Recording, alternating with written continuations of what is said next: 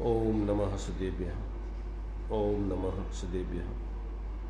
ओम नमः सदेभ्यः। मंगलम भगवान वीरो मंगलम गौतमोगणी मंगलम कुंद कुंदाद्यो जैन धर्मोस्तु मंगलम सर्वमंगल मांगल्यम सर्वकल्याणकारकं प्रधानं सर्वधर्माणां जैनं जयतु शासनं जैनं जयतु शासनं सकले विभाव अभाव कर किया आत्मकल्याण परमानंद सुबोधमय नमो सिद्ध भगवान आत्म सिद्धि के मार्ग का जिसमें सुभग विधान उस समाधियुत तंत्र का करूं सुगम व्याख्यान।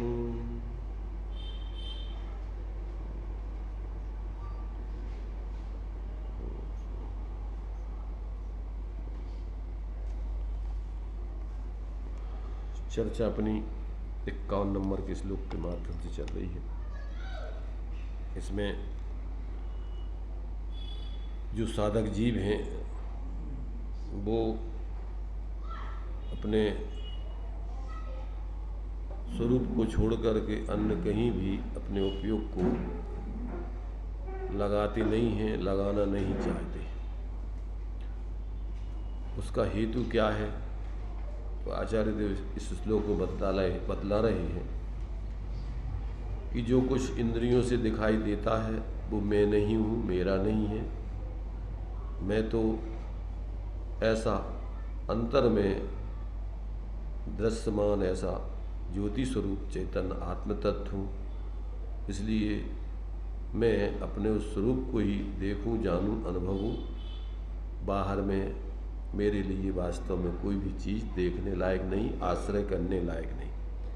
ऐसा साधक जीव विचार करके और अपने स्वरूप को ही देखता जानता है, उसी की आराधना में लगता है। इस बात को ही आचार्य देव यहाँ पर इस श्लोक में स्पष्ट करके और साधकों के जीवन के चिंतन की, जीवन की प्रक्रिया को समझा रहे हैं।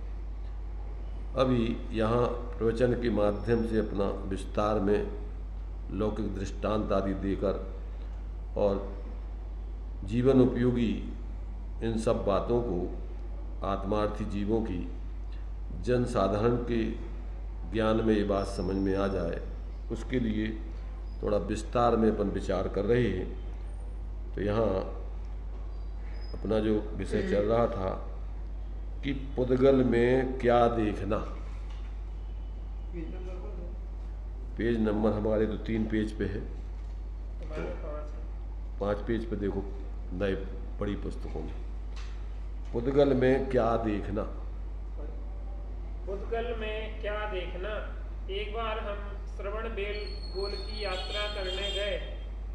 8वीं प्रतिमा थी, किंतु 8वीं प्रतिमा में ही मैंने पैसा न छूने का नियम रखा था।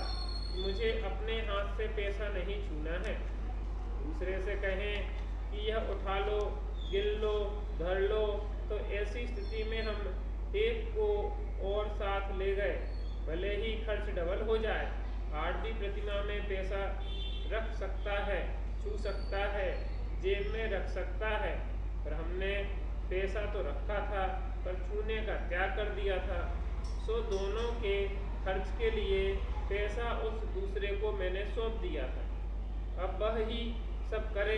उस यात्रा में जब हम चले तो हमारे गुरुजी बोले, देखो मनोहर, श्रवण बेलगोला में जाना तो कृष्ण सागर देख कर आना, अमुक चीज देख कर आना। उस समय थोड़ा सोचा कि कहाँ देखने जाए। क्या कह दिया गुरुजी ने, कहा 2 मील 4 मील जाएं, वह कृष्ण सागर कोई पुद्गल ही तो होगा, और क्या होगा वहाँ। फिर बोले नहीं, जरूर देख कर आना, अच्छी जगह है, अच्छा स्थान है, जरूर देख के आना।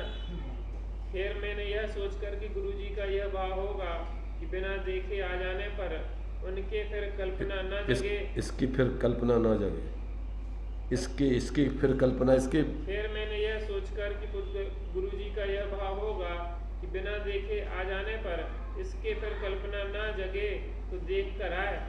तो अचेतन कुछ होगा, वह पुद्गल की ही तो कुछ रचना होगी, चमकदार होगी, सफेद होगा, आकार होगा, गोल होगा, चौकोर होगा। उन पुद्गलों का भी क्या अनुराग। बोले अरे कोई स्थान है बा लौकिक स्थान, तो इन्होंने ये यहाँ ये कहना चाह रहे हैं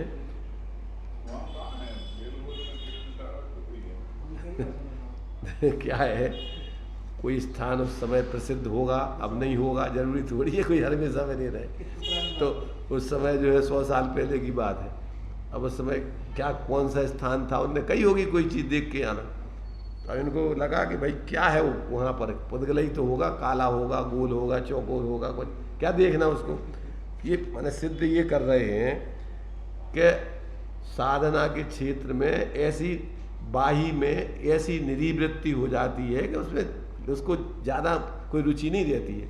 तो उन्होंने अपना दृष्टांत दिया कि हमने जो है उस समय ऐसी हमें विरक्ति थी कि हम 8वीं प्रतिमा ले ली, आरंभ त्याग, अभी परिग्रह त्याग नहीं था, पर परिग्रह और पैसा छूने का रखने का त्याग कर दिया।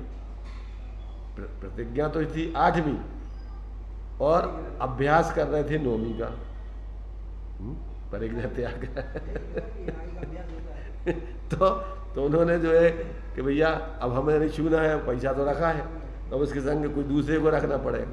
तो एक टिकट अतिरिक्त और उसका खर्चा अतिरिक्त, तो उसको ले गए संग, उसको पैसा दीजिए, उसको सब रखवाए। तो कहने का मतलब ये है कि इन पुद्गलों में पैसों में भी क्या दम है, खर्च क्या व्यवस्था खर्च के लिए है, तो अपन उससे कम से कम उन विकल्पों से उससे बचें, इसके लिए है। तो और एक साथी उसके माध्यम से कम सहयोगी तो रहेगा साथ में, अकेले तो नहीं जाएंगे। तो मतलब ये है कि जब क्या है, ये कोई व्यवस्था है क्या काहेगी नहीं, एक साथी और रखो, पैसा ले रहे रखो नहीं, क्या है ये खुद कह रहे ना कि हम रख सकते थे, सब कर सकते थे, पर हमने जानबूझ के नहीं रखा कि हम आगे 10वीं प्रतिमा है, 9वीं प्रतिमा है परिग्रह त्याग। जब परिग्रह त्याग करना है तो पहले से अभ्यास करें ना उसका, तो छोड़ के देखें दूसरों की, चलो अब इतने विकल्प करेंगे, चलो चल जाएगा। तो वो प्रयोग उन्होंने करके देखा। तो मतलब कहने का ये है कि गुरुजी ने हमसे कहा, पर हम गए नहीं देखने को, तो का देखने हमारा इन चीज़ों में। तो ये पॉइंट है कि साधना के क्षेत्र में पंचेंद्रियों के विषयों को देखने की सब रुचि खत्म हो जाती है। उसमें क्या देखना, क्या उसने रखा है।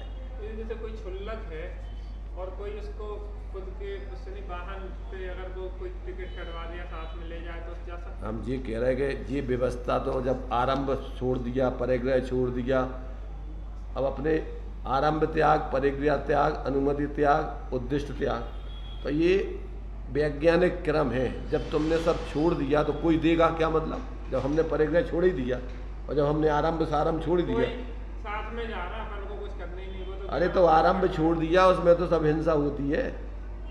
और फिर दोस्त में परिग्रह तुमने छोड़ दिया और खर्चा दूसरे का करवा रहा, दूसरा नहीं लगेगा तुम्हें।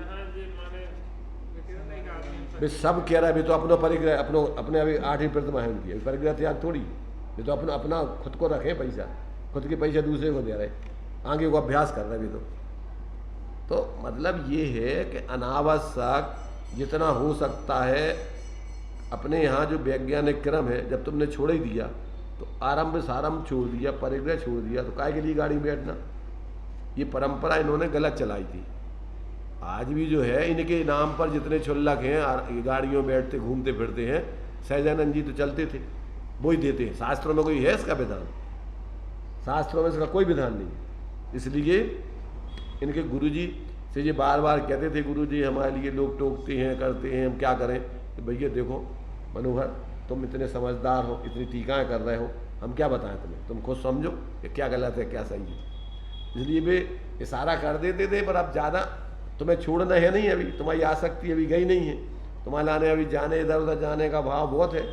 इसलिए उन्होंने कहा कि भाई समझो, तुम्हारे लिए अबे उस जाति का राग नहीं छूटा, तो आगे की प्रतिमा काय को व्रत लेना आगे की। तो अभ्यास नीचे की प्रतिमा में रह करके ऊपर के अभ्यास करो तो अच्छा है, और ऊपर की प्रतिमा धारण करके नीचे काम करो तो निंदा के युग होते हो, वो योग्य नहीं। तो ये स्थिति यहाँ बनी थी इनकी गंज बसोदा में। ये जो तुम्हारे सिंगरथ वाले क्या नाम, सनमती सागर, जब ये पंचकल्याणक हो रहा था गंज बसोदा, यहाँ विद्यासागर जी के सानिध्य में हम थे जब, तो वो प्लेन में बैठ के आए थे। कौन? सनमती सागर, हाँ है चुल्लक जी। तो चूंकि थोड़ा विद्यासागर जी से इनका थोड़ा नज़दीकी संबंध था, तो सोचते होंगे कि ये हमसे कुछ नहीं कहेंगे और अपने चल जाएगी गाड़ी। परंतु उन्होंने अपने सारे शिष्यों से कह दिया, चुल्लक जी वगैरह से, सबसे कि इनसे कोई बात नहीं करना, न इनको इच्छामी करना, न इनसे कोई चर्चा करना। तो वो गए तो उनसे कोई बात ही नहीं करे, कोई इच्छामी नहीं करे, कोई कुछ नहीं करे। अब उनको बड़ा बुरा लगा, बेइज्जती सी उनकी। फिर उन्होंने कहा कि महाराज जी हमसे क्या गलती हुई हो, क्या है? उन्होंने कहा देखो भाई, इस पद पर रह करके तुम जो कार्य कर रहे हो वो योग्य नहीं है, इसलिए हमारे संघ के लोग आपसे उस प्रकार का व्यवहार नहीं कर सकते जिस योग्य आप नहीं। तो कहने लगे हम आपसे दीक्षा लेना चाहते, मुनि दीक्षा, ठीक है, परंतु यहाँ नहीं, सोनागर में लेंगे। तो लगा उनने सोचा चलो भाई अगर ये सुधार रहा है तो अपन सोनागर चले, तो वे सोनागर भी गए। परंतु वहाँ उनने नाटक क्या किया कि दोनों जनों ने, तुम्हारे से इन सनमती सागर जी ने और वो ज्ञान सागर जी ने, उतरे नंगा नंग भगवान की मूर्ति के सामने कपड़े उतार दिए, और उतरे उनके गुरु जी सनमती सागर, वे सुमति सागर जी थे, उनसे उनने आचार्य कल्प उपाध्याय का दीक्षा लेते साथ पद ले लिया। ये ठीक है, ये गई नहीं, ये तो अपने अलग अलग इनका संग रहा। गुरु भाई थे विद्यासागर जी के। अरे काय के लाने गुरु भाई थे, एक कोई और कौन से थे? वे तुम्हारे से, वे आचार्य कल्प, तुम्हारे से क्या नाम था उनका, विवेक सागर। वे आचार्य विवेक सागर जी थे, आचार्य कल्प वे ज्ञान सागर जी से दीक्षित थे वे। तो मतलब ये है कि कहने का मतलब ये है कि जीवों की कैसी कैसी कसाएं काम करती हैं। मतलब वहाँ जाकर के भी उन्होंने ये सब कह के यहाँ से गए और वहाँ जाके दीक्षा लेने का लोभ उनका वही आचार्य पद और उपाध्याय पद तत्काल दीक्षा के बाद उनसे ले लिया, फिर इनसे दीक्षा ले ली उनने। हाँ संगे थे, वही थे, तो अलग थे। पर मतलब देखो कसायों के रूप कैसे कैसे जीवों के चलते रहते हैं, बड़ी विचित्र दशा है। अपन को जब तक अंदर से बाहर का राग नहीं छूटे, रस नहीं छूटे, मान सम्मान की चाह नहीं छूटे, जब तक जीवन में अपन शांति निराकुलता से जी नहीं सकते। इसलिए बहुत सावधानी की जरूरत है इस मार्ग में आने के बाद। और अपन को कौन कौन से कहाँ कौन भूमिका में कौन कौन से कार्य, देखो अंदर से जब अपन को उस जाति का रस छूट जाता है तब वो पद अपने आप आते। ये कोई जबरदस्ती लेने देने की चीज़ें नहीं है। उसमें नाटक समय सारथी में तो प्रतिमा का स्वरूप ही दिया उनने कि संयम अंश जगयो जहाँ भोग अरुचि परिणाम उदय प्रतिज्ञा को भयो सु प्रतिमा ताको नाम। प्रतिमा कोई लेवे देवे की तो एक व्यवहार की उपचार की व्यवस्था है। परमार्थ से तो तुम्हारे अंदर जब इस प्रकार का वैराग आ जाता है और अंदर में तुम्हारे लिए बाहर से परिवर्तन करने की अरुचि हो जाती है, और जब बाहर के सब ऐसे इन कार्यों के प्रति जो है तुम्हारे लिए करने में आकुलता होती है, तो उसको संकल्प करके वो छोड़ देता है कि हम ये कार्य नहीं करेंगे। हो गया प्रतिमा क्या है? तो ये जो है मतलब अंदर में अपने जब व्यक्ति की उस जाति की ऊंचाई आ जाती है तो उस जाति के भाव होते ही नहीं है, और भाव नहीं होते हैं तो आत्मा अपने सहज स्वभाव में रहती है, और वो स्वभाव में रहना उसका नाम धर्म है, संयम है। संयम कोई क्रिया और काल्पनिक व्यवस्था थोड़ी। परमार्थ से संयम माने अपना स्वयं में ही संयमित हो जाना, रुक जाना, बाहर से हट जाना, वो संयम है। जैसे आप बता रहे हैं में आया कि बाहुबली स्वामी के लिए कि वो मान कसाय की वहाँ चर्चा आई उसके बारे में, तो वो सम्यक दृष्टि से तो मान वो किस रूप में था? अस्थिरता जन्य मान था वो। चारित्र मोह में अस्थिरता जन्य मान भाव पैदा होता है। दूसरी बात, उस पर अपन तो ये भी विचार करते हैं कि बाहुबली स्वामी को अभी कोई दीक्षा लेने का भाव तो था नहीं, अभी तो उनको अपने राज्य में रहने का भाव था, परंतु परिस्थिति ऐसी बन गई कि अब क्या करें, इधर इनके अधिकार में रहना नहीं चाहते, और अगर इधर रहते हैं तो हमारे लिए यहाँ रहने की व्यवस्था नहीं है। चक्रवर्ती पद है उनके पास, तो सचखंड के अधीन, उनके अधीन तो रहना पड़ेगा। तो इससे बेहतर तो ये है कि अपन दीक्षा ले लो।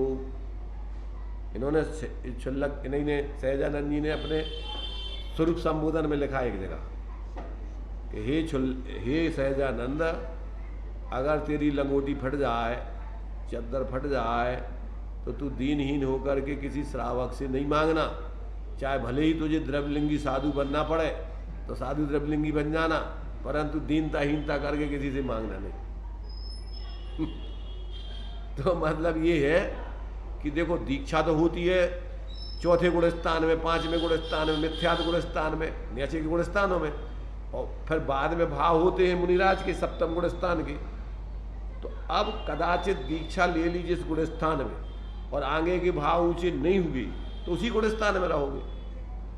तो मान लो बाहुबली भगवान ने चौथे गुण स्थान में अवृत दशा में थे और दीक्षा ले ली और उस जाति के ऊंचे भाव नहीं हुए तो गुण स्थान बाहर में चौथा ही है, अभी कोई जरूरी नहीं है छठम सप्तम गुण स्थान। तो चौथे गुण स्थान जन्म उनके लिए उस प्रकार के भाव चलते रहे अस्थिरता के। तो सल्ल होती मिथ्या माया निदान, तो निसल्ल वृत्तियों को नहीं होती, वो अवृत दशा में थे। वही हम पूछना चाह रहे हैं, मिथ्या माया और निदान जब तीन सल्ले हैं तो ये तो देखो क्या है, को भी नहीं, मिथ्यात्व की सल अगर है तो वो फिर अभी वृत्ति है ही नहीं। वृत्ति और अगर मिथ्या चला गया है और कदाचित अभी व्रत नहीं है तो उनके लिए अस्थिरता जन्य कसाय होती हैं, सल्ले नहीं होती। सल्ले में तो परिणाम जो है बदलते रहते हैं, एक जैसे नहीं रहते, हमेशा एक से परिणाम नहीं रहते। तो उनमें किस तरह के, किस जाति के, ये जो सामान्य कथन है ये मिथ्या सल किसे कहेंगे? मिथ्या सल नहीं जानते। मिथ्यात्व अगर है तो सबसे बड़ी सल है। सल माने का जिसके कारण से व्यक्ति आगे बढ़ ही नहीं पाया, वही तरफ बार बार ध्यान जाए, उसी में अटका रहे। तो ये व्रति क्यों लिया? अब ज्ञानी सम्यक दृष्टि को क्यों नहीं किया? क्या निसल्यो व्रति बोला, ठीक है, तो निसल्यो ज्ञानी बोलना चाहिए था, क्योंकि चौथे गुण स्थान से ज्ञानी बन तो जाए। निसल्ल हो गया उसकी, नहीं तो मिथ्यात्व से तो निसल्ल हो ही गया ना। मिथ्यात्व के लिए से निसल्ल हो गया, उसकी मायाचारी चली गई। मिथ्या माया निदान, देखो निदान नाम का आर्त ध्यान कहाँ तक होता है? पंचम गुण स्थान तक होता है। 4 आर्त ध्यान है तो उसमें निदान नाम का आर्त ध्यान कहाँ तक होता है? 5वें गुण स्थान तक होता है। तो अब उसकी निदान तो नहीं चला जाएगा। मिथ्यात्व क्यों लिया? मिथ्यात्व पूर्वक होता है तो पहले वो तो वृत्ति हो ही नहीं सकता है।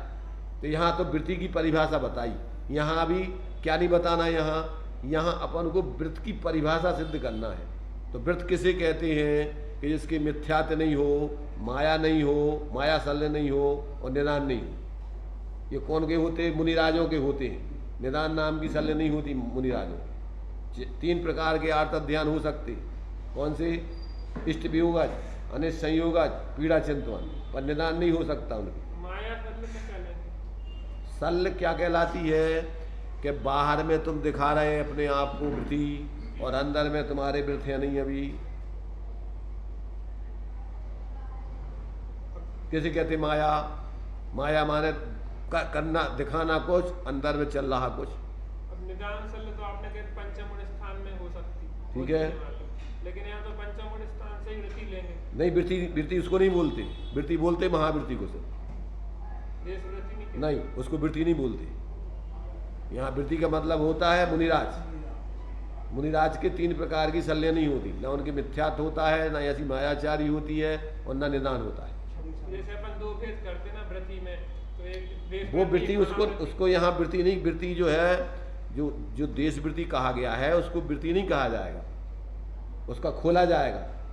तो क्या यहाँ पर वृत्ति में लेना है महावृत्ति? जब यहाँ पर वृत्ति ले रहे हैं तो वृत्ति में महावृत्ति, और जब यहाँ उसको बोलेंगे तो देश वृत्ति श्रावक की भूमिका अलग हो जाएगी। जब मोह रहित दशा कहेंगे तो मोह रहित दशा किसको कहेंगे? 12वें गुण स्थान। दर्शन मोह रहित कहेंगे तो फिर 4थे गुण स्थान की बात होगी। तो कौन सी बात किस रूप में ली जा रही है वो अपने ज्ञान में जब तक नहीं होगी तब तक अपन आचार्यों के शास्त्रों के मंतव्य को समझे नहीं पाएंगे क्या कहना चाह रहे हैं। तो वो वृत्ति की परिभाषा बता रहे कि जो वृत्ति होता है मिथ्या दृष्टि नहीं होता, मायाचारी नहीं होता। मायाचारी का मतलब इस प्रकार की माया के जिसमें जो है वो दिखा रहा कुछ कर रहा कुछ, जैसे मुनिराज को वो है कि वो एक मासोपासी दूसरे मुनिराज कर गए और उनके लिए मान सम्मान दिया जा रहा है और वो उसका अंदर में रस ले रहे हैं। तो क्या चल रही? मायाचारी चल रही। ये तो मिथ्यात्म ही थे, आ गए या थे जब उनके लिए इस प्रकार का भाव आया, जब ये भी त्रियंच बने। न तो माया मिथ्या दृष्टि सम्यक दृष्टि त्रियंच थोड़ी बनती। इसलिए अंदर में अपने कैसे कैसे भाव चलते हैं फल उसका मिलता है। बाहर में तुम्हारा वृत्त की प्रतिज्ञा कौन सी है, बाहर में बेस कौन सा है, इससे कोई कर्मों का संबंध नहीं है। कर्मों का संबंध तुम्हारे भाव कैसे चल रहे, तुम्हारा बेस क्या चल रहा है, उससे कोई लेना देना नहीं। बेस तो शरीर की दशा है। तुमने प्रतिज्ञा क्या की इससे कोई लेना नहीं। प्रतिज्ञा तो एक संकल्प मात्र है। फल काय का मिलेगा? फल मिलेगा तुम्हें अपने परिणाम। क्या परिणाम चल रहे तुम्हारे? इसलिए अपन को समझना चाहिए कि बाहर में अकेला अपन ने बेस ले लिया और संकल्प कर लिया कोई भी, तो इससे कोई धर्मात्मा नहीं बन जाओगे। तुम्हारे जीवन में 24 घंटे उसके अनुरूप परिवर्तन चल रहा है कि नहीं, वो देखना पड़ेगा। इसलिए यहाँ पर इन्होंने कि भैया जिसको आत्माराधना का और स्वरूप साधना का लक्ष्य बन गया तो कहते हैं उसके लिए पंचेंद्रियों के विषयों में कोई आकर्षण नहीं है। क्या इनमें अपन को क्या देखना है? इनमें सब अपना स्वरूप ही नहीं, इसमें अपना कुछ हित ही नहीं। शरीर में क्या देखना? यदि जीवित शरीर है तो हाड़ मांस रुधिर पसीना के पिंड है, उनको भी क्या रुचिपूर्वक देखना, उसमें भी क्या तत्व है।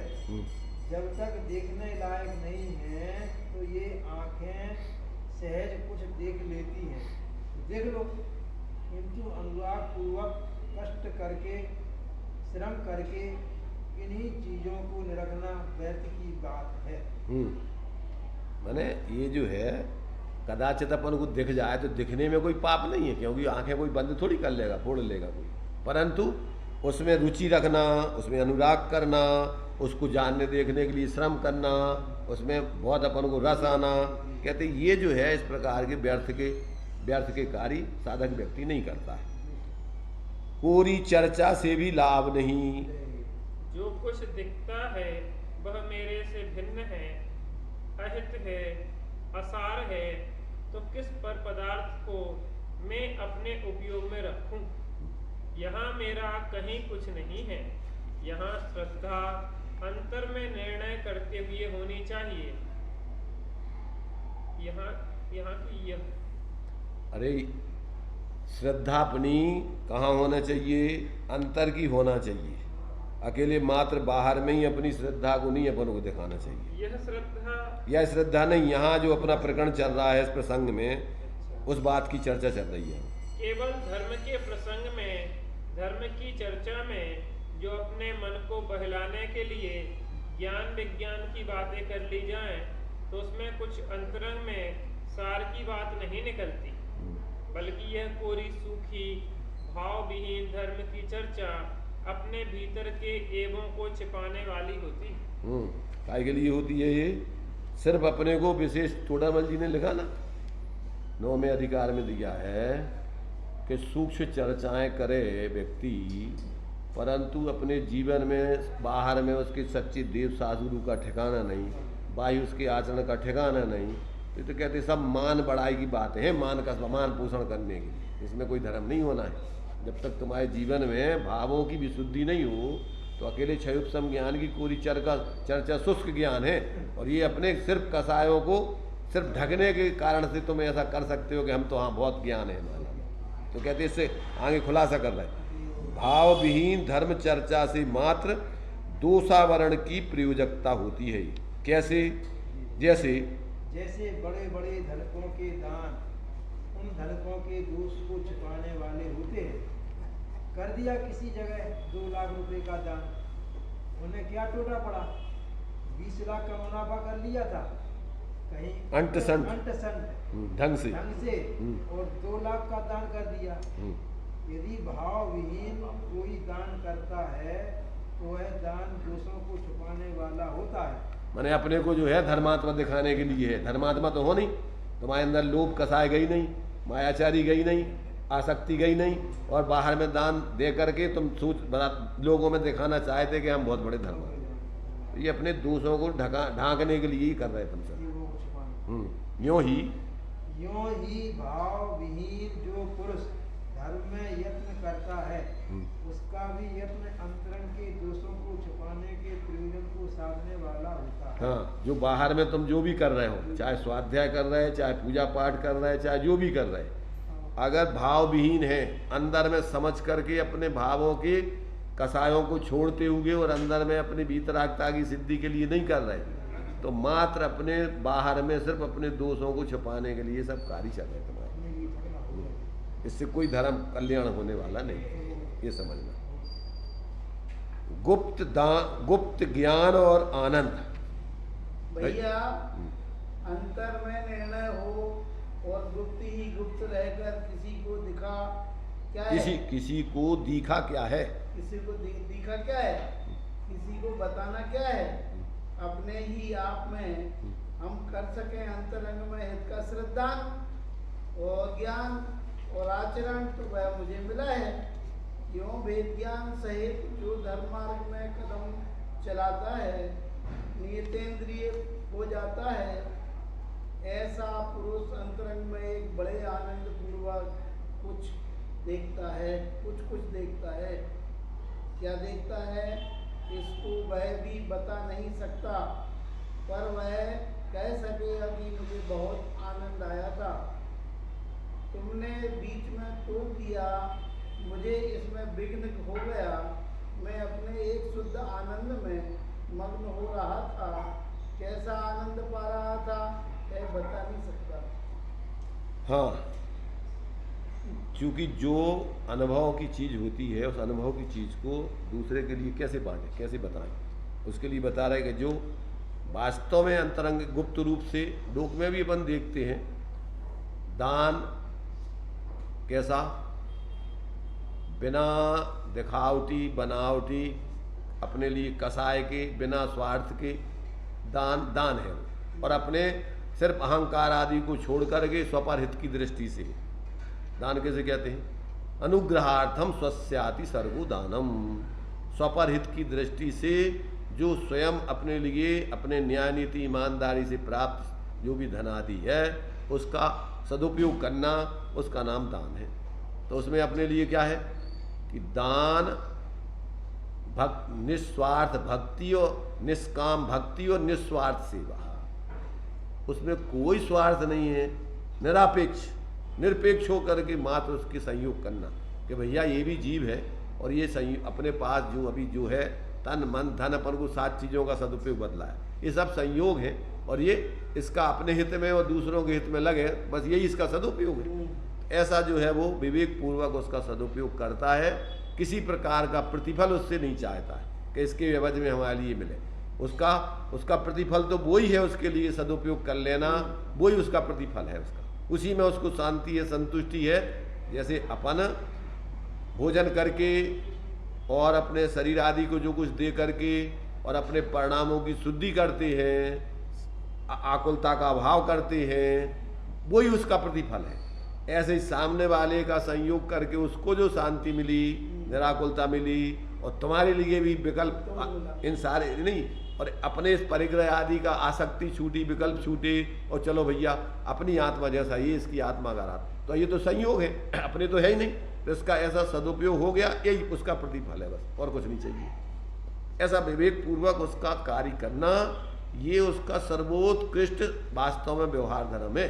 और उसमें अपन को अपेक्षा रखना, कोई जो भी अपन उसमें अगर कुछ भी अपेक्षा रखते हैं तो वो अपने लिए सम्यक दृष्टि का निकांक्षित अंग नहीं हुआ। सम्यक दृष्टि का जितना भी व्यवहार होता है, धर्म व्यवहार कैसा होता है? निकांक्षित, बिना आकांक्षा के। तो बिना आकांक्षा के अर्थात सहज अपने आत्माराधना, स्वपरहित की दृष्टि से जो प्रवृत्ति हो रही है, बस वही उसका धर्म है। आकांक्षा मतलब खोटा पड़ना होता है। आकांक्षा का मतलब होता है कोई इच्छा, इच्छा ही अपने आप में परिग्रह है। चाह नहीं, चिंता नहीं, मन हो बेपरवाह, और जिनको कछु न चाहिए वे नर सहनसाय। इच्छा ही परिग्रह है। मोक्ष मार्ग प्रकाशक जी में दिया है कि जिनको दुखी नहीं होना है वे इच्छाओं का त्याग करें। चाह लंगोटी की, जब लंगोटी की चाह भी, तो ये तो अपना निदान हो गया। अगर अपन इधर कुछ किया और अपन ने क्या कर लिया कि इससे अपन को ये मिले, तो ये तो निदान भाव हो गया, तो कर रहा तुम्हारा उदाहरण। इसलिए अपन को एक समय आगे का भी कोई विकल्प नहीं, कोई अपेक्षा नहीं, सहज ज्ञानात्मक जो जीवन है वो अपन इच्छाओं के अभाव के लिए, कसाय के अभाव के लिए, स्वपरहित की दृष्टि से वो कार्य अपन करें। तो वो जो है अपना व्यवहार है, जिसमें अपने परमार्थ की, निराकुलता की, आनंद की सिद्धि हो, उसका नाम है वास्तव में व्यवहार। अब आनंद के विवरण की अशक्यता पर एक लोक दृष्टांत दिया जाता है। भैया बता दो कि आप भी किसी वस्तु का स्वाद कर सकेंगे। पुस्तक चाहिए तुम्हें? कुछ भी बता दो। रखा चश्मा चाहिए हो तो ये रखा, हाँ दे दो उनको, ऐसे उठा दो, भी ले लेंगे अपने।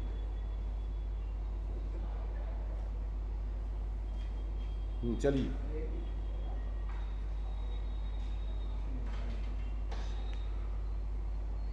भैया बता दो कि आप भी किसी वस्तु का स्वाद न कर सकेंगे। कुछ भी बता दो।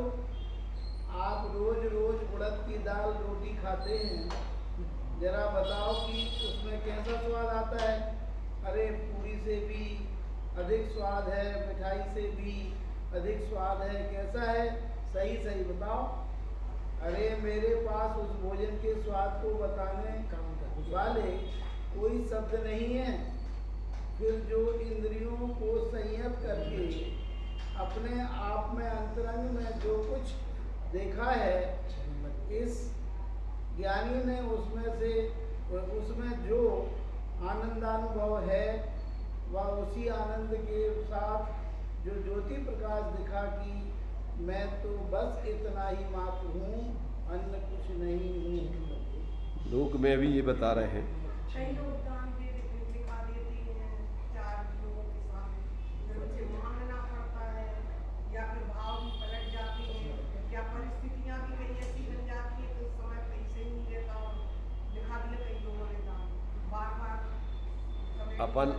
अपन क्या है, यहाँ पर कई लोगों की चर्चा नहीं चल रही, यहाँ चल रही है दान आदि की चर्चा, धर्म की चर्चा। जिसको धर्म करना हो तो धर्म व्यवहार का ऐसा होता है, परमार्थ धर्म ऐसा होता है। जिनको नहीं करना है वे तो जो कुछ कर रहा है सो करेंगे, उसके लिए अपन को कोई बदलने वाला नहीं है। ये उनकी चर्चा नहीं चल रही, ये चर्चा चल रही है कि जिनको धर्म करना है वो धर्म ऐसा होता है, और अगर तुम्हें धर्म करना है तो ऐसा करोगे तो होगा धर्म, और ऐसा नहीं करोगे तो धर्म नहीं होगा। वो का हुई है वो तुम जानो, अपन को जो समझ नहीं। तो इस प्रकार से कि भैया जब हम लोक में भी लौकिक आनंद को तुम्हें नहीं बता सकते शब्दों से, तो ये तो अलौकिक आत्मानंद है, स्वरूप का आनंद है। इस आनंद को तुम्हें कैसे बताएं, किससे तुलना करके बताएं? इसलिए ये तो स्वानुभव गम ही है। लोक में कहावत है कि जाको ना पटी बिमाई और वो का जाने पीर पराई। जिसने उस जाति का स्वयं अनुभव नहीं किया हो तो दूसरे व्यक्ति को कैसे वो बता देगा उसके अनुभव को?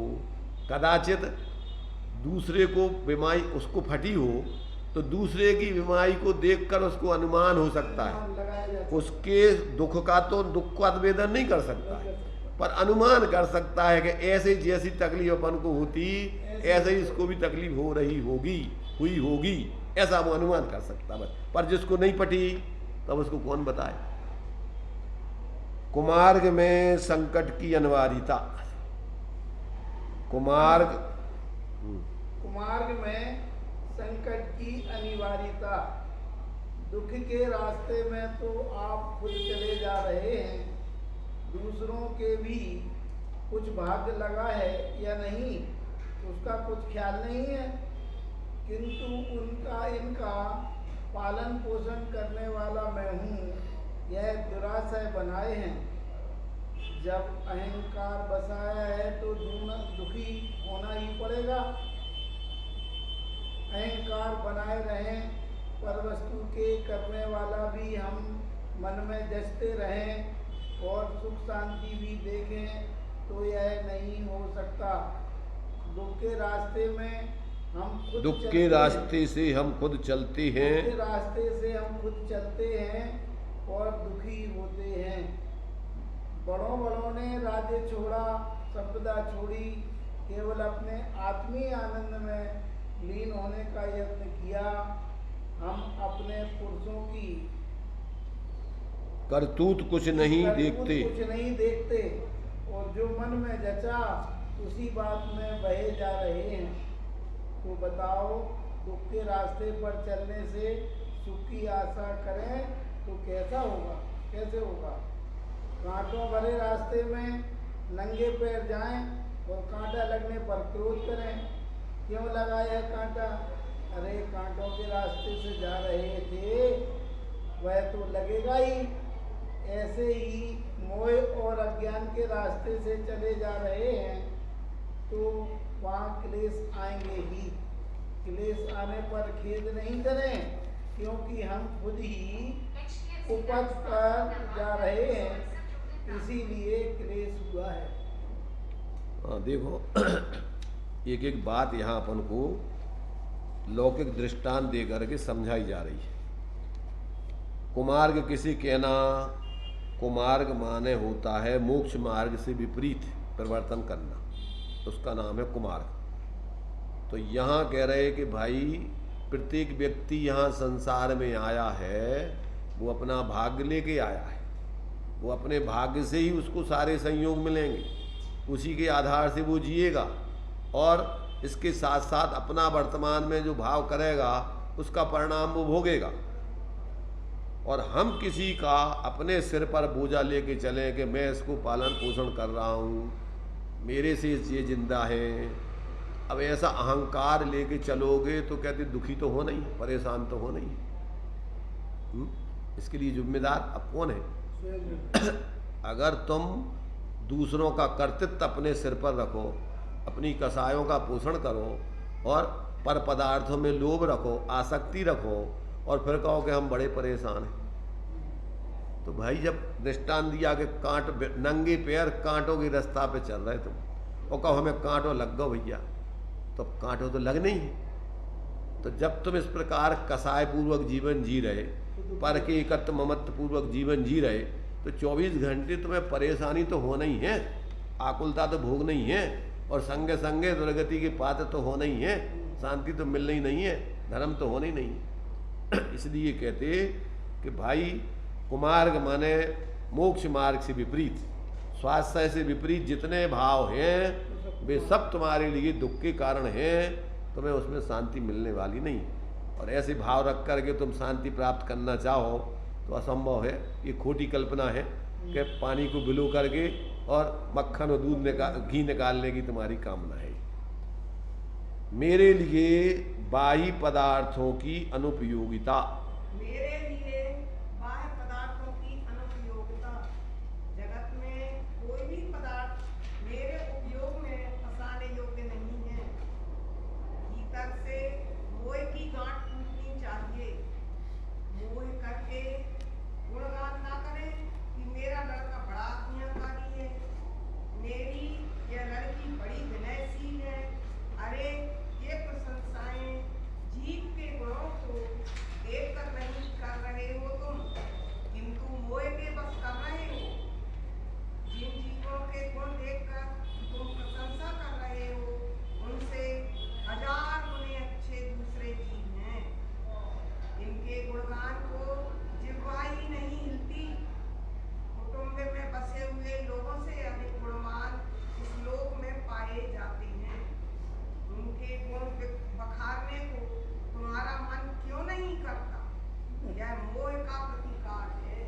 सोचो कि तुम जिनकी प्रशंसा कर रहे हो मोह से कर रहे हो कि तुम ज्ञानपूर्वक कर रहे हो।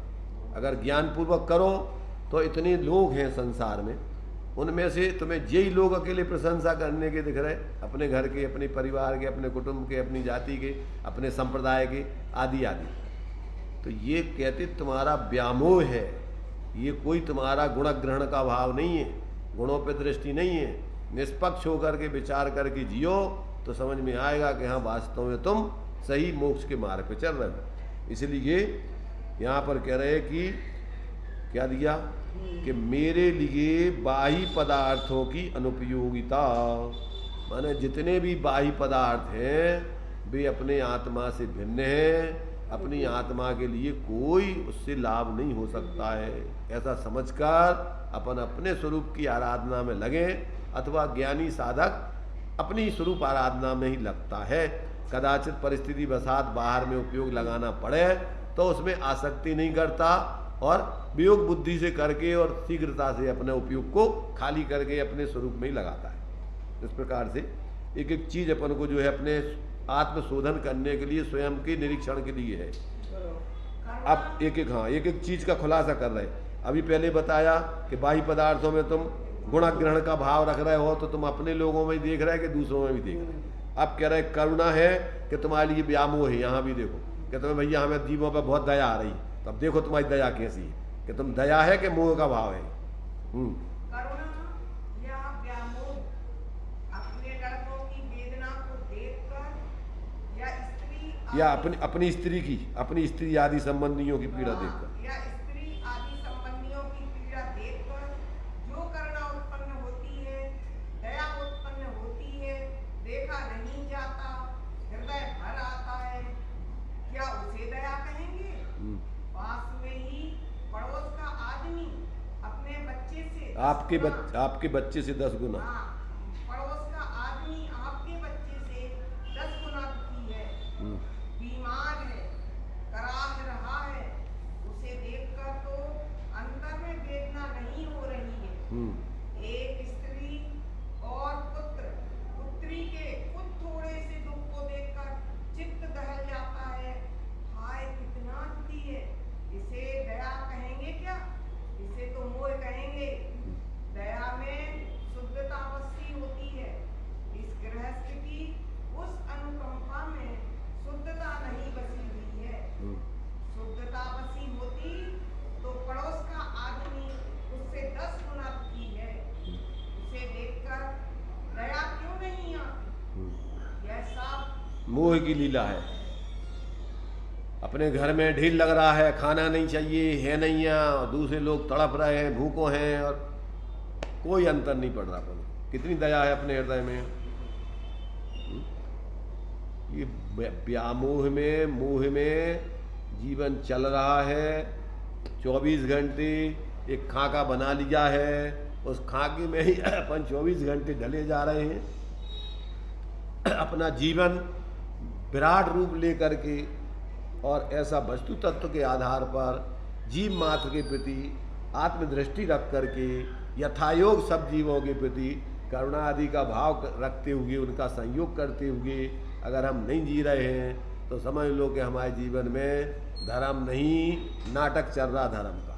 ना व्यवहार धर्म है, परमार्थ धर्म तो है ही नहीं। इसलिए यहाँ पर एक एक चीज में अपन को दर्पण दिखाया जा रहा है। मुखड़ा देख ले दर्पण में, कितना पुण्य, कितना पाप, कितना धर्म तेरे जीवन में। ये दर्पण है देवशास्त्र गुरु। ये शास्त्र आपके लिए अपने चेहरे को, जीवन को दिखाने के लिए दर्पण के समान है। इसमें देखो अपन और कहाँ दाग लगे हैं, कितने दाग लगे हैं। अगर निर्दोष होना है तो उन दागों को छुटाओ, उस दोष को दूर करो। धर्म पालन या आगे देखो, आप कह रहे धर्म पालन या व्यामोह, जैसे अभी करुणा या व्यामोह, ऐसे ही अब धर्म पालन या व्यामोह होते। अभी तुम धर्म पालन कर रहे होते, अभी मोह को पोषण कर रहे। देखो मंदिर में, स्वाध्याय में, सब जगह धर्म पालन या व्यामोह किसी स्त्री और पुरुष को मिलकर पूजा करने का शौक होता है। पुरुष भी पूजा कर रहा, स्त्री भी पूजा कर रही। कुछ द्रव्य चढ़ाएंगे तो अपनी रकेबी में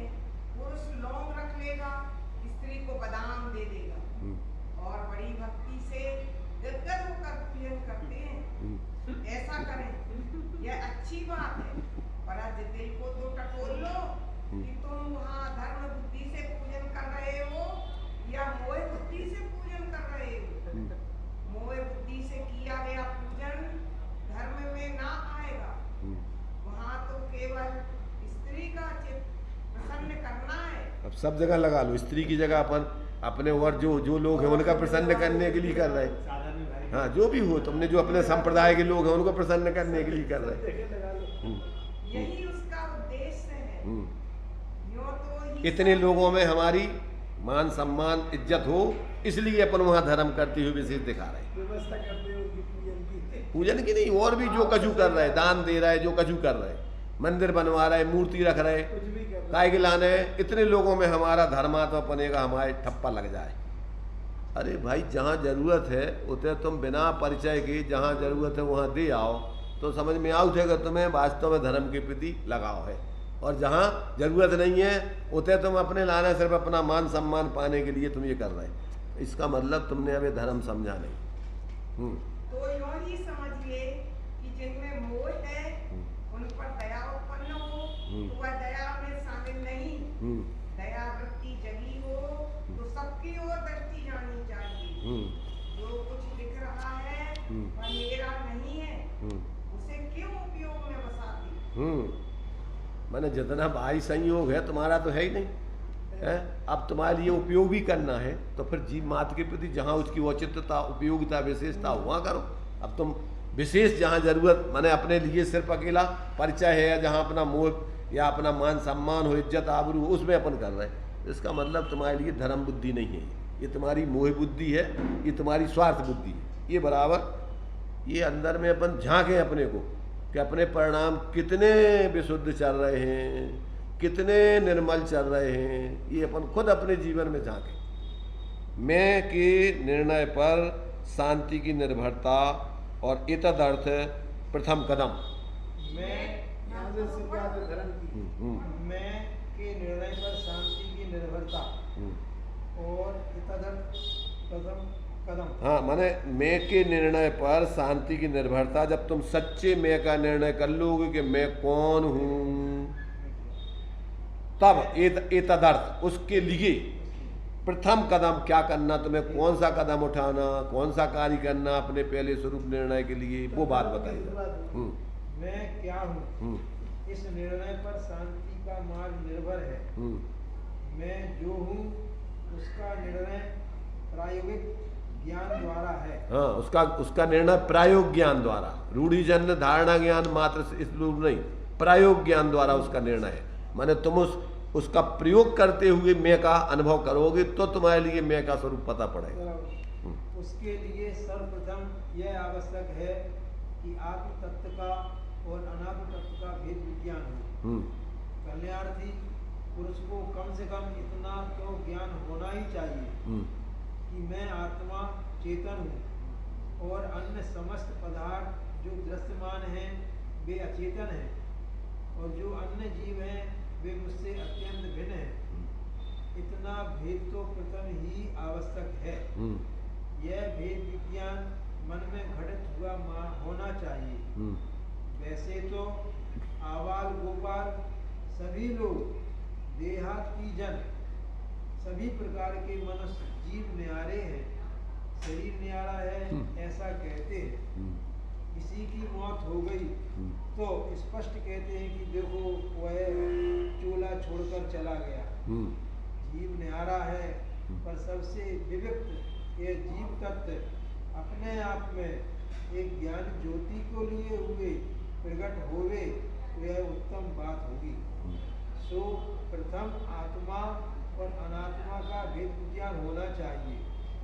यह है कल्याणार्थी पुरुष का पहला कदम अपने आप के स्व के अनुभव के लिए। ये है प्रायोग ज्ञान कि पहले लक्षणों से स्वपर का निर्णय करके और अपने को अपने रूप में अनुभव करो, तब जाकर के तुम्हारे लिए समझ में आएगा कि वास्तव में अब धर्म किसे कहते हैं, अब धर्म कहाँ होता है, अब धर्म कैसा करना, अब अपने भाव चल रहे हैं तो किस अभिप्राय से चल रहे हैं। ये सब चीज़ें जब आपको अपना आत्मबोध हो जाएगा, सम्यक ज्ञान हो जाएगा, तो सम्यक ज्ञान में तुम्हें स्वापर हे उपादे, अच्छा बुरा पुण्य पाप सब समझ में आएगा, निमित्त उपादान सब ज्ञान में आएगा। और ये जब तक नहीं है तब तक तो अंधी दौड़ में दौड़े जा रहे हैं मोहियों के पीछे। सब तो कर रहे, सारी भीड़ तो कर रही, अपन नहीं करेंगे तो कैसे चलेगा।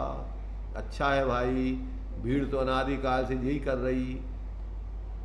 बिरले जीव जो हैं इस मार्ग पर आते हैं और वही संसार के दुखों से छूटकर मुक्ति पाते हैं, और जो भीड़ के संगे चलते रहते हैं वे भीड़ में ही जन्म मरण करते रहते हैं, उसमें क्या होना है। इसलिए यहाँ पर प्रथम कहते हैं मैं के निर्णय पर ही शांति की निर्भरता, और एतदर्थ प्रथम करता।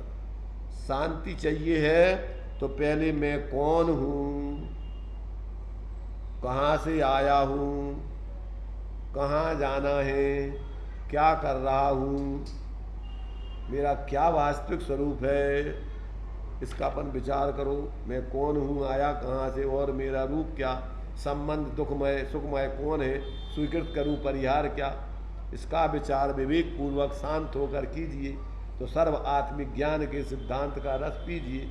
किसका वचन इस तत्व की उपलब्धि में से भूत है, निर्दोष नर का वचन रे वह स्वानुभूति प्रसूत। जिसने ऐसे अपने मैं का साक्षात्कार किया है वही तुम्हारे लिए इस मैं को दर्शाने में कारण बन सकता है, और उसी के सानिध्य में तुम्हें मैं का ज्ञान होगा तो तुम्हारी परीक्षा तुम कर पाओगे कि हाँ मैं वास्तव में सही ज्ञान हुआ। तो इस प्रकार से यहाँ प्रत्येक बात अपने लिए प्रैक्टिकली धर्म का क्षेत्र मात्र सुनने सुनाने कहने दिखाने का नहीं, ये तो अनुभूत मार्ग है, अनुभव करते चलने का मार्ग है। ऐसा जब जीव अपने स्वयं के ही अनुभव करते हुए स्वाश्रय के मार्ग पर चलता है, उस व्यक्ति के जीवन में ये सारी बातें जो है बहुत गहराई से और स्वांता सुखा है, किसी दूसरे को दिखाने के लिए, रिझाने के लिए, बताने के लिए नहीं, काय के लिए है, अपनी शांति के लिए है। ऐसा इस प्रकार से ही अपन को जो साधक व्यक्ति होता है वो अपने अलावा किसी में उसकी रुचि नहीं, श्रद्धा नहीं, रस नहीं, उसका जीवन स्वाश्रय में ही विशेष परिवर्तन होता है। बाहर में कदाचित प्रवृत्ति जाती है तो वो क्या है, फौरन जो है का उस कार्य को करके अनासक्त भाव से उसको करके और निर्वृत्ति करके अपने में आ जाता है। अब आगे कल्याण के प्रयोग कैसे किए जाते हैं, अब कल्याण के प्रयोग ज्ञानी का कल्याण के अर्थ दूसरा कदम होता है इंद्रियों को संयत करना। ये इंद्रियां बाह्य रूप में स्वच्छंद होकर न प्रवर्ते, ऐसा नीत इंद्रिय बनने के लिए यह उपाय किया जाता है।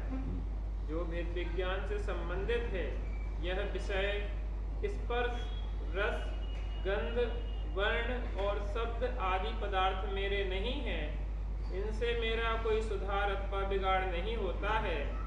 ऐसे निर्णय के बल से इंद्रियों को उनमें न लगाना मुमुक्षु पुरुष का दूसरा कदम है। इससे नीतेंद्रिय यह हो गया, अब पर पदार्थ को उपयोग से हटावे और निज पदार्थ को उपयोग में लाए। इस उपाय के बाद अपने आप में स्वयं एक विश्राम बनेगा और वहाँ आनंद सहित यह उत्तम ज्योति उपयोग में प्रकट होगी। यही स्वानुभूति है, यही परम आनंद स्वरूप कल्याण रूप है। सम्यक ज्ञानी होए बहुरी दृढ़ चारित लीजिए, एक देश अरु सकल देश तसु भेद गई। नियत इंद्रिय मतलब क्या, अब अपन को बाह्य प्रवृत्ति से अनावश्यक से हटके और अपने स्वरूप प्रवृत्ति में विशेष लगना। तो ये जब जिसको निज का केंद्र निश्चित हो गया, स्वयं का जो है जब उसके लिए क्या मैं का निर्णय हो गया, तो अब मैं के नज़दीक ही रहना, अब मैं से इधर उधर भटकने के लिए उपयोग को नहीं भ्रमाना। अब उसके लिए अपन को आगे का ये कदम है, ये संयम का मार्ग है, निर्वृत्ति का मार्ग है बाहर से, और अपनी सहज स्वरूप प्रवृत्ति या स्वरूप साधना का मार्ग है। तो ये दूसरा प्रयोग है कल्याण के मार्ग का। क्या है कि 5 बाहर के विषयों से हट करके और संयमी बनना, नियत इंद्रिय इंद्रियों के विषयों के व्यापार से हट करके अपने स्वरूप साधना में विशेष लगना। आगे दिया है कि मोही जीव का फिर अविवेक, माने ये तो कल्याण के मार्ग पर चलने का दूसरा कदम ज्ञानी का होता है, और ये मोही जीव किस प्रकार से अविवेक पूर्वक जीता है। मोही जीव का अविवेक, जोर से पढ़ना इस जीव ने अब तक क्या से क्या नहीं किया, आहार, नींद, भय, मैथुन इन चार संज्ञाओं से पीड़ित होकर भाव भाव में इन संज्ञाओं का काम किया। स्वयं तो यह ज्ञानानंद स्वरूप है, किंतु अपने स्वरूप का आदर न करके इन संज्ञाओं के ही पोषण में अपना समय गंवाया। जो धुन कीड़े मकोड़ों की है, जो धुन पशु पक्षियों की है, आते ही रहना, नींद लेना, डरना, काम सेवन करना, यदि यही धुन इन मनुष्य भाव में रही तो पशु पक्षियों से इस मनुष्य में क्या विशेषता रही। इस जीव को यह भी विडंबना चली आ रही है और यह इसमें ही अपनी चतुराई मानता है। 5 इंद्रियों और छठा मन, ऐसे इन 6 प्रकार के विषयों की साधना में जितनी चतुराई पाई, वह जानता है कि मैं बहुत बड़ा हूँ और मैं होशियार हूँ। यह विदित नहीं है कि विषयों में जितनी वृत्ति बनाई है वे मेरे अहित के लिए है। देखो ये नीति में जो दिया है, आहार निद्रा भय मैथुनम च सामान्य मेतत् पशुभि नराणाम धर्मो ही तेषाम अधको विशेषो धर्मेण हीना पशुभि समाना। समय सार में इसी को दूसरे रूप में दिया है। सुत परिचिदान बुधा सब्बस भी काम भोग बंद कहा एयत तत्सुभलम्बो नवरी ना सुलहो विहत्तस।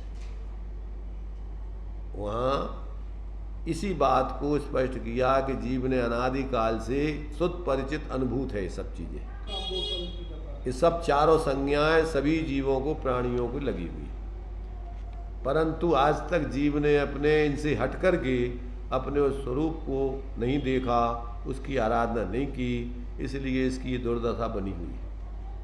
अब तो कम से कम इस मनुष्य पर्याय में आकर अब तो जागो, अब तो चेतो। अभी भी नहीं चेतेंगे तो कहाँ चेतेंगे, फिर कब अवसर मिलेगा। और पर्याय में तो इस प्रकार का इतना अपने लिए अवसर है ही नहीं इस जाति की, ना वहाँ पर सुविधाएं हैं, ना उतना विवेक है, ना वहाँ उस जाति के साधन हैं। अब यहाँ सब कुछ आपके लिए योग्य मिला हुआ है और फिर भी आप उन्हीं पशुओं जैसा, वही पूर्व मूर्खों जैसा जीवन जीते रहो, तो इससे इस मनुष्य पर्याय की क्या तुम्हारी विशेषता रही। इसलिए कहते भाई, अब इस मोह पूर्वक जो अनादिकालीन तुम्हारा जीवन था, उस जीवन से विराम लेकर अब तुम अपना कोई नया जीवन जीने का प्रयत्न करो। इस प्रकार से ये अपन को एक एक पॉइंट में लौकिक दृष्टांत दे करके और वास्तविक रूप में यथार्थ है, बिल्कुल वैज्ञानिक है, इसमें कोई लाग लपेट और कोई ये झूठे उपन्यास जैसा मनोरंजन टाइम पास करने की बात नहीं है। ये तो पूरी की यथार्थता की बात है। अब अंतर्ज्ञानी का भाव, अज्ञानी तो इस प्रकार जीता है और ज्ञानी जिसको आत्मबोध हो गया है वो कैसे जीता है विनोद भाई?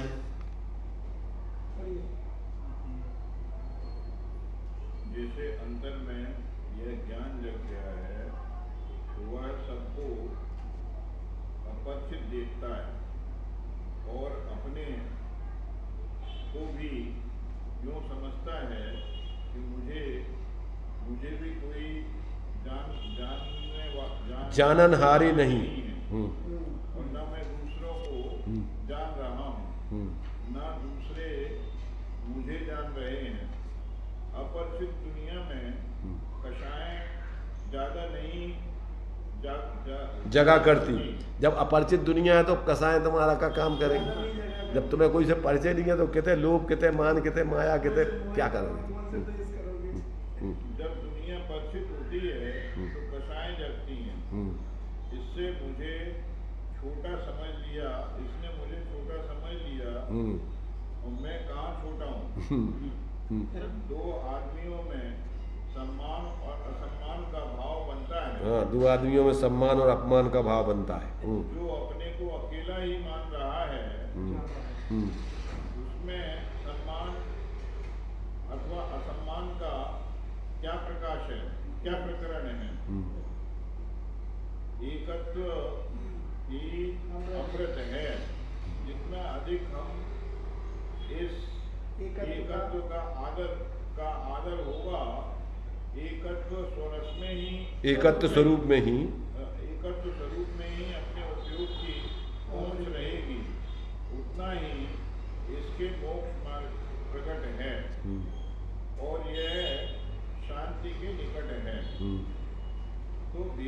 ज्ञान करके इंद्रियों को संयम करके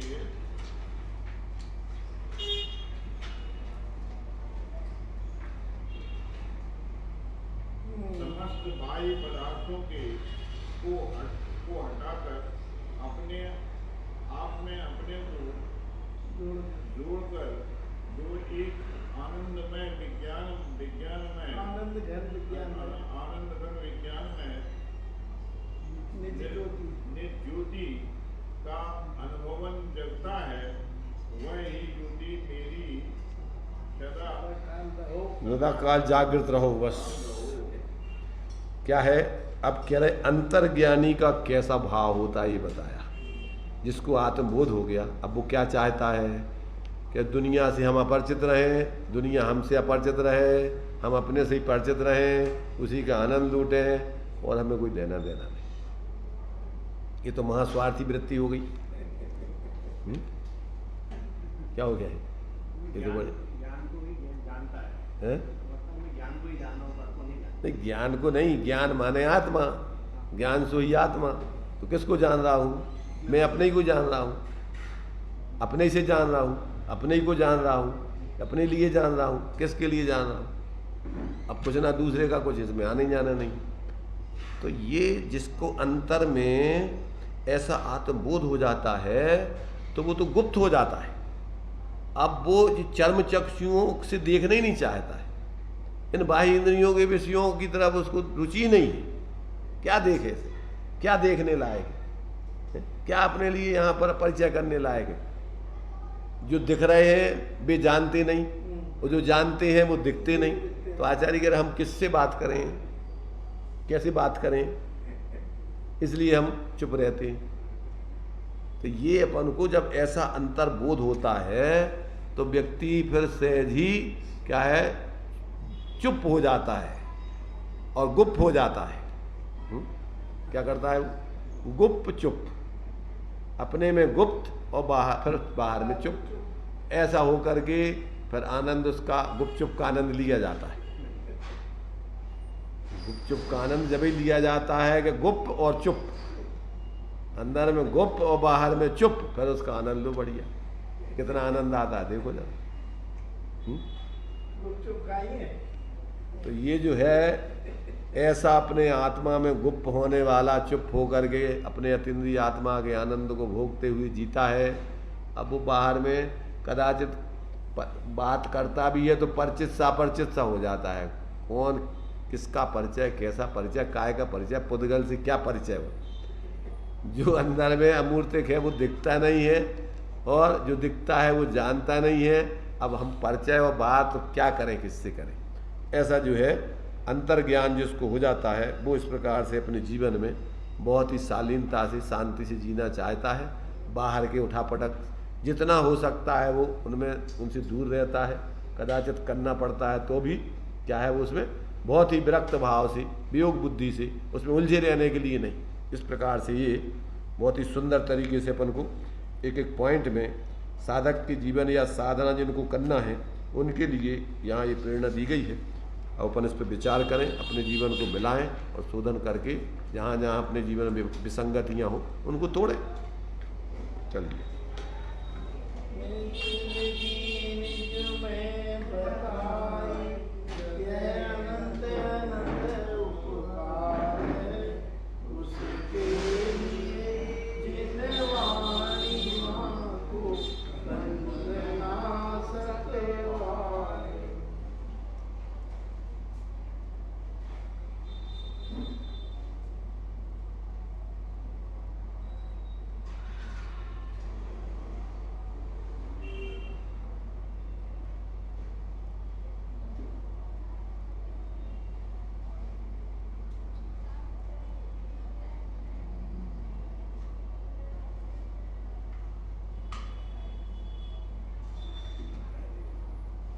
द्वादशांग जिनवाणी माता की जय। पंच परमेष्टि भगवंतों की।